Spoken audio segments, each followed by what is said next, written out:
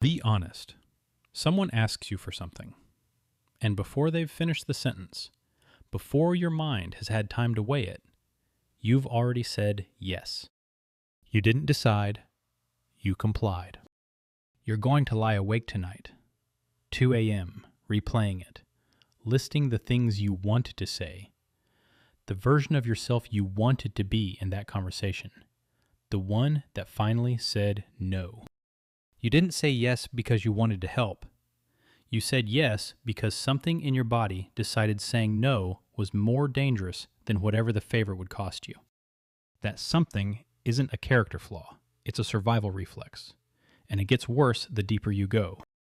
There are 3 layers to this: the reflex, the wiring, the cost, in that order. Each one harder to see than the one before it. By the time you reach the 3rd one, you'll understand why every article telling you to just learn to say no has failed you. They were writing to the top of the iceberg. You're about to see what's underneath. Start at the surface. You've heard of fight or flight, maybe freeze. There's a 4th response, and if you can't say no, this is the one running you. It's called the Fawn Response. The term was coined by Pete Walker, a therapist who spent decades working with complex trauma. He noticed that some people don't fight when they feel threatened. They don't flee. They don't freeze. They appease. They become what the threat needs them to be, so the threat goes away. This isn't metaphor, it's autonomic. Stephen Porges, the neuroscientist at Indiana University who developed polyvagal theory, showed that the nervous system runs a constant background scan. He calls it neuroception, checking every interaction for threat or safety. It happens below the level of thought. By the time the words, "yeah, of course," leave your mouth, your vagus nerve has already made the call.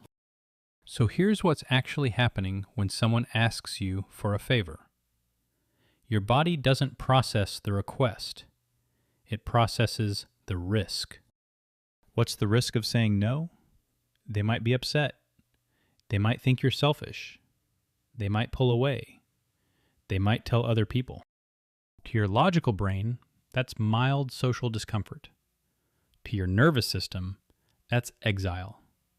And for a social species, exile used to mean death. So your body makes a calculation. The cost of saying yes, even when it's enormous, feels safer than the cost of saying no. You've been calling it people-pleasing. Your nervous system has been calling it staying alive. Now go deeper. The reflex didn't come from nowhere. Fawning is almost always installed in childhood, and it gets installed in one of 2 environments.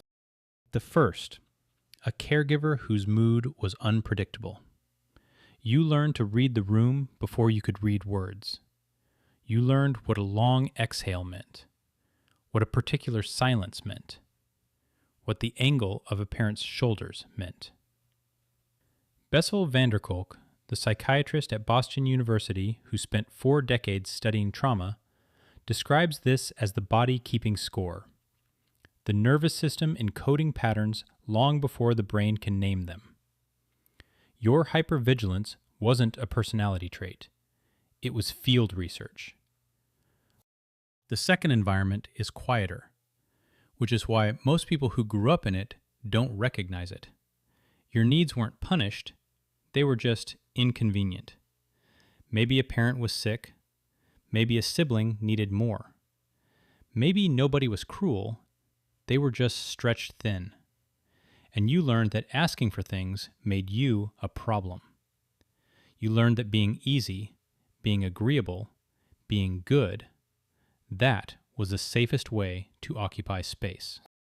Donald Winnicott, the British pediatrician who watched thousands of mothers and infants in clinical work, called what gets built in those environments the false self. A version of you that learned to meet the room's needs first, and then, if there was anything left over, your own. For most fawners, there's never anything left over. Either environment teaches your nervous system the same lesson. Your needs are the thing that gets you left. You didn't learn to say yes. You learned that no was never an option in the first place.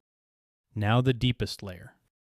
This is the one nobody warns you about because it doesn't show up as a problem. It shows up as a compliment. People will tell you you're a good friend, the dependable one, the one who'd do anything for anyone. You've probably worn that like a badge. Maybe it's the main thing you like about yourself. Sit with this for a second. The people in your life don't actually know you.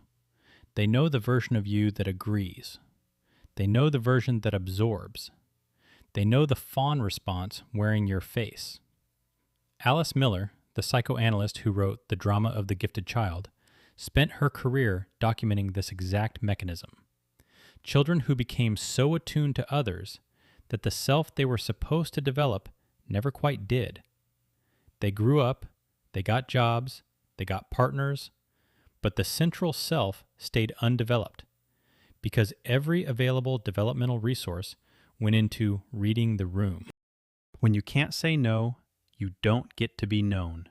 You get to be needed. Those aren't the same thing. One of them costs you everything. And here's the trap that makes this layer the hardest to escape. The version of you that fawns is the version everyone praises. Saying no, actually saying it, watching their face change, letting the silence happen, feels like risking the only thing you've built. Because it is. Every relationship you have was built by the version of you that doesn't say no. So the body keeps choosing the reflex because the alternative looks like losing everything at once. This is the part of the video where you probably expect a list. 5 ways to say no, a script for boundaries, a breathing technique for the moment before you cave.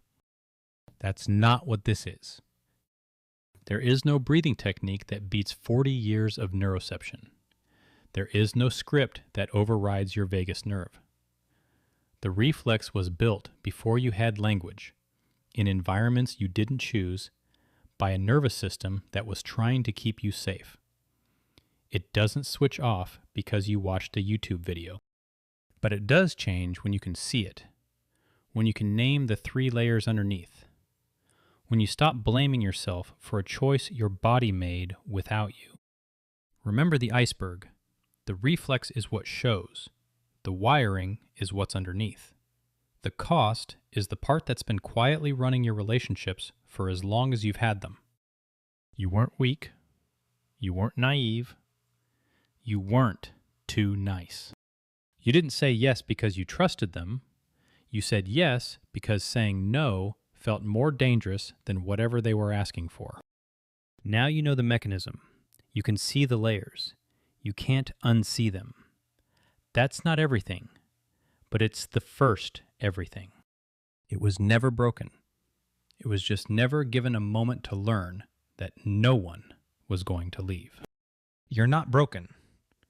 You're a child who became fluent in someone else's weather, and then never got told the storm had passed. Tell me which layer hit hardest, the reflex, the wiring, or the cost. And tell me which environment built it. I read every reply.